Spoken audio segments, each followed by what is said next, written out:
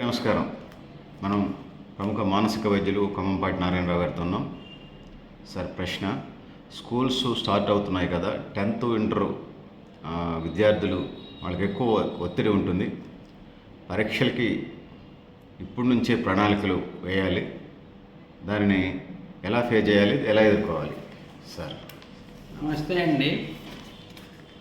జనరల్గా ఇప్పుడు స్కూల్స్ అనగానే మనకి 10th అయితే ఇంకా లైఫ్ అంతా బాగుంటుంది, 10th మెయిన్, లేదా ఇంటర్ ఒకటి చదివేస్తే ఇంకా లైఫ్ సెటిల్ అయిపోయినట్టు అనేది ఎక్కువ మంది ఎక్కువసార్లు చెప్తూ ఉంటారు. మేము చదువుకున్నప్పటి నుంచి అయినా ఎప్పుడైనా. నాకు తెలిసి అది పెద్ద అబద్ధం. ఎప్పుడైనా కష్టమే, కష్టపడాల్సిందే, కష్టపడతానే మనం ముందుకు వెళ్ళాల్సిందే. జీవితాంతం నువ్వు కష్టం అనుకుంటే కష్టం, ఇష్టంగా తీసుకుంటే ఇష్టంగా ఉంటాయి. సో పెద్ద మనం ఇచ్చే ఇంపార్టెన్స్ని బట్టే మనకు స్ట్రెస్ పెరుగుతూ ఉంటుంది. నువ్వు 9th పాస్ అయిన వాడికి 10thకి తేడా ఏంటి అనేది ఏమి ఉండదు. జస్ట్ నీ మార్క్స్ నువ్వు 9thలో వచ్చినాయి, 10thలో వస్తాయి. అది నువ్వు చదివితేనే వస్తాయి. నీ స్కూల్ కాబట్టి మీ టీచర్లు ఎక్కువేమి వేయరు, లేకపోతే బయట స్కూళ్ళు కరెక్షన్ కాబట్టి వాళ్ళు తక్కువేమి వేయరు. అది మన భ్రమ, లేదా మనకు కల్పించే భ్రమ అనేది నేను అనుకుంటాను. సో మనకి 10th అయినా ఇంటర్ అయినా కష్టపడేది మనమే, మార్కులు వచ్చేది మనకి. అదే ఫీలింగ్తో వెళ్తే మనకు అసలు ఒత్తిడి అనేది ఏమి ఉండదు. మాకు జనరల్గా చూస్తూ ఉంటాం, నా స్కూల్ స్టార్ట్ అయ్యి జూన్ కానీ జనవరి ఎగ్జామ్స్ అప్పుడు కానీ 10th పిల్లలు లేకపోతే ఇంటర్ వాళ్ళు ఎక్కువ మంది వస్తారు. ఓపీల్లో ఎక్కువ లక్షణాలు ఏముంటాయి అంటే యాంగ్జైటీ లక్షణాలు, గుర్తుండట్లేదు, మర్చిపోతున్నాము, లేదా చదవ బుద్ధి కావట్లేదని, లేదా ఇంకొంతమంది అయితే సోమాటోఫామ్ కన్వర్షన్ డిజార్డర్స్ అంటాం, అందులోకి పోయి ఫిట్స్ లాగా రావటం, యాంగ్జైటీలు ఆయాస రావటం, ఎగపోత రావటం. ఇవన్నీ ఏంటంటే మానసిక ఒత్తిడి వల్ల వచ్చే శారీరక లక్షణాలు. ఇలాంటివన్నీ ఫస్ట్ వాళ్ళు ఫిట్స్ అనుకుని, ఆయాసం అనుకుని వివిధ రకాల డాక్టర్ల దగ్గర తిరుగుతూ ఉంటాయి. సో ఇవన్నీ అవాయిడ్ చేయాలంటే లాస్ట్లో ఏదో మనం జనవరిలోనో ఫిబ్రవరిలోనో ప్రణాళికలు వేసుకుని ఇట్లా అట్లా అని కాకుండా ఆల్రెడీ స్టార్టింగ్ నుంచే ఎక్కువ స్కూల్స్లో టీచర్లు అందరూ ఎక్స్పీరియన్స్ వాళ్ళే ఉంటారు కాబట్టి వాళ్ళే సలహాలు సూచనలు ఇస్తారు. బట్ దానికన్నా ఇంకేదన్నా ఒత్తిడి ఉంటే తల్లిదండ్రులతో మాట్లాడి ఎవరైనా సైకాట్రిస్ట్ని కలిస్తే కొంత రిలీఫ్ ఉండొచ్చు. అయితే అసలు ఈ ఒత్తిడికి లోను కాకుండా ఉండాలంటే ఏం చేయాలంటే మన ఫస్ట్ నుంచే ప్రిపరేషన్ ఉండాలి. ఎప్పుడైనా మనకు గుర్తు రావట్లేదంటే అది షార్ట్ టర్మ్ మెమరీ నుంచి లాంగ్ టర్మ్ మెమరీలోకి వెళ్ళందే గుర్తు రాదు.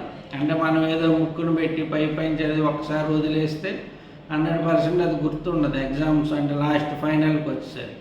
సో గుర్తుండాలంటే మెయిన్ థింగ్ ఈజ్ రివిజన్. నువ్వు ఎంత రివిజన్ చేస్తే అంత ఎక్కువ గుర్తుంటుంది. అది ఫస్ట్ నుంచే నువ్వు ప్లాన్ చేసుకుని ఎన్ని చాప్టర్స్ ఉన్నాయి, ఎన్ని రోజుల్లో చెప్తారు, రివిజన్కి ఎంత టైం ఉంటుంది అనేది మీ టీచర్స్కి ఆల్మోస్ట్ అవగాహన ఉంటుంది. వాళ్ళు చెప్పుండొచ్చు, కొన్ని స్కూల్స్లో చెప్పకపోతే. ఇన్ జనరల్ అయితే ఇప్పుడున్న రోజుల్లో డిసెంబర్ నవంబర్ కల్లా పోర్షన్ అవ్వబడుతున్నారు, అక్కడి నుంచి రివిజన్ చేపిస్తున్నారు. సో అందులో మళ్ళీ ఐఐటి కోచింగ్ అని, లేకపోతే ఆల్రెడీ మీకు ఇంటర్ సబ్జెక్టులు కూడా చెప్పేస్తున్నారు. మళ్ళీ ఇంటర్కి వచ్చేసరికి ఐఐటి ప్రిపరేషన్ అంటున్నారు. అందులో లాంగ్వేజెస్ చెప్పరు. మ్యాక్సిమం సాంస్క్రిట్ కానీ ఇంగ్లీష్ కానీ ఇవన్నీ లాస్ట్ ఒక 2-3 months చెప్తున్నారు. పాత రోజుల్లో అలా లేదు. సాంస్క్రిట్కి కూడా ఇంపార్టెన్స్ ఉండేది, ఫస్ట్ నుంచి లాస్ట్ దాకా ఇంగ్లీష్ కానీ అవన్నీ చెప్పేవాళ్ళు. ఇప్పుడు లాస్ట్ 2-3 monthsలో కవర్ చేసేస్తుంది. సో ఇక్కడ ప్రాబ్లం ఏంటంటే అందరూ టార్గెట్ ఐఐటియో నీటే పెట్టుకుని అది 7th నుంచే స్టార్ట్ చేసి కొంత ఒత్తిడి ఉన్న మాట కూడా వాస్తవం. ఎందుకంటే ఇదివరకు 9 to 3 or 4 ఉండే స్కూల్స్ రంగానికి కూసేపు ఆడుకుని మళ్ళీ ట్యూషన్ లేదా ఇంట్లో చదువుకునేవాడు. ఇప్పుడు 7 to 7 అంటే నువ్వు 6కే బస్సు ఎక్కితే 7కి స్కూల్కి వెళ్ళి మళ్ళీ 7కు స్కూల్ వదిలితే 8కి ఇంటికి వచ్చి మళ్ళీ హోంవర్క్లను ఇచ్చి ఇవన్నిటికీ టైం లేకుండా పోయి. సో ఒక సరదా కానీ ఇప్పుడు ఎవరైనా రిలాక్స్ అవ్వాలి, ఇప్పుడు వర్క్ ఉంటుంది, వీకెండ్ వచ్చింది, వీకెండ్ పార్టీ అనో లేకపోతే వీకెండ్ సినిమా అనో, ఇదివరకు చుట్టాల ఇంటికి వెళ్ళడం, ఇవన్నీ ఉన్నాయి, అన్నీ పోయినాయి. సో ఏమి లేనప్పుడు మన ఒత్తిడి రావటం సహజం. ఇవన్నిటికీ ప్లాన్ చేసుకోవాలి. నీ పర్సనల్ టైంకి నువ్వు ప్లాన్ చేసుకోగలగాలి. నీ సరదాను వదులుకోకూడదు. నీ వ్యాపకాలు ఏదైనా ఉంటే గేమ్స్ కానీ లేకపోతే ఏదన్నా ఆడే ఉంటాయి వాటిని వదులుకోకుండా, లేదు నాకు చదువే ఇంపార్టెంట్, నేను ఫస్ట్ ఇయర్ రావాలనుకుంటే వీటికి కొద్ది గ్యాప్ ఇచ్చి చదువుకోవడం. సో ఎన్ని చేసినా ఫస్ట్ థింగ్ ఏంటంటే నువ్వు అర్థం చేసుకోవటం, దాన్ని రివిజన్ చేసుకుంటే 99% నువ్వు ఎగ్జామ్స్కి అసలు స్ట్రెస్ లేకుండా ఉంటావు. దాంతోపాటు సరైన ఫుడ్డు, ఎక్కువసార్లు అనారోగ్యం పాలు కాకుండా ఉండాలంటే క్వాలిటీ ఫుడ్డు, సరైన టైంకి సరైన ఫుడ్ తినటం. ఇది నువ్వు ఒక్కడవే కాదు, నువ్వు ఒక్కదానివే కాదు 10th రాసేది, కొన్ని లక్షల మంది ఉంటారు. ఆ లక్షల మందిలో నువ్వు ఒక్కడివి. నీ స్కూల్ టాప్ వచ్చినంత మాత్రానో లేకపోతే స్టేట్ ఫస్ట్ వస్తేనో నెక్స్ట్ కష్టపడకుండా ఉంటే కుదరదు. నీకు ఎప్పుడూ కష్టమైనా పడతానే ఉండాలి. నువ్వు ఇష్టపడి చదివితే అంటే నీకు ఇష్టం ఉంటే నువ్వు బాగానే చదువుతావు. ఇష్టం లేనోడు కూడా చదవాల్సిందే, ఎందుకంటే బేసిక్ డిగ్రీ కావాలి. ఇష్టపడ్డాడు బాగానే మనం ఎవరు చెప్పక్కర్లేదు, ఆయనే చదువుకుపోతాడు. చదువుని కష్టంగా భావించేవాడిని ఎందుకు ఇష్టపడాలనేది చెప్పాలి. దాని వల్ల ఉపయోగాలు చెప్తే దానికి వచ్చే నీకు చదువుకుంటే వచ్చే లాభాలు ఏంటి అన్నీ ఎక్స్ప్లెయిన్ సరిగ్గా చేస్తే కొద్దిగా గొప్ప ఇష్టం పెరగచ్చు. పుట్టుకతోనే ఎవరికి చదువు అంటే ఇష్టం ఉండదు, చాలా తక్కువ మంది ఉంటారు. సో వాళ్ళ గురించి మనం పెద్ద ఇబ్బంది పడక్కర్లేదు, వాళ్ళే చదువుకుని వాళ్ళే పైకి వెళ్ళిపోతారు.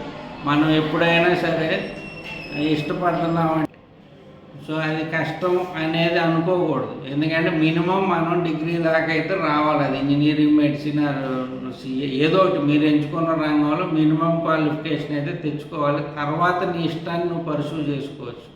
ఒకళ్ళకి పైలట్ అవ్వచ్చు, ఒకళ్ళు వంట మాస్టర్ అవ్వచ్చు, హోటల్ పెట్టవచ్చు, అట్లా మీ ఇష్టం వచ్చింది కెరీర్ అప్పుడు చూజ్ చేసుకోవచ్చు. But basic at least inter or degree దాకా అయితే తప్పదు, అది కష్టమైనా ఇష్టమైనా చేయాల్సిందే. సో అందరితో పాటు చేయాలన్నప్పుడు నువ్వు 100% ప్రిపేర్గా ఉండాలి.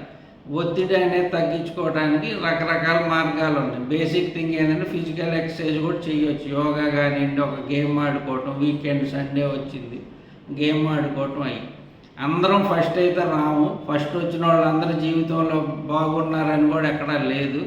సో మనం కొద్దిగా మధ్యలో ఉన్న మన టార్గెట్ మనం పెట్టుకుని మన రీచబుల్ గోల్ మనం పెట్టుకోవాలి. అంటే ఇప్పుడు నీకు 90 వస్తే 100 పెట్టుకోవడం తప్పులేదు. నీకు 60 వచ్చేవాడు నాకు 100 రావాలని పెట్టుకుంటే డెఫినెట్గా అది నిరాశపడతావు. నిరాశ నీకు ఇంకా వెనక్కి లాగుద్ది కానీ ముందుకు తీసుకెళ్ళదు. సో నీ గోల్ ఎప్పుడు రీచబుల్ ఉండాలి. అది నీ పేరెంట్స్కి, నీ టీచర్స్కి అర్థం కావాలి. నిన్ను ఒత్తిడి చేయకూడదు.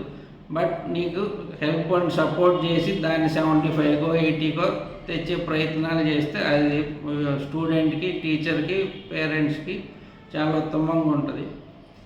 ఇట్లాంటి కొన్ని సూచనలు ఫాలో అయ్యి మీ టీచర్స్ అందరూ ఎక్స్పీరియన్స్ కాబట్టి వాళ్ళు చెప్పినవి ఒత్తిడి లేకుండా ఈ సంవత్సరం విజయవంతంగా ముగిస్తారని ఆశిస్తున్నాను. ధన్యవాదాలు.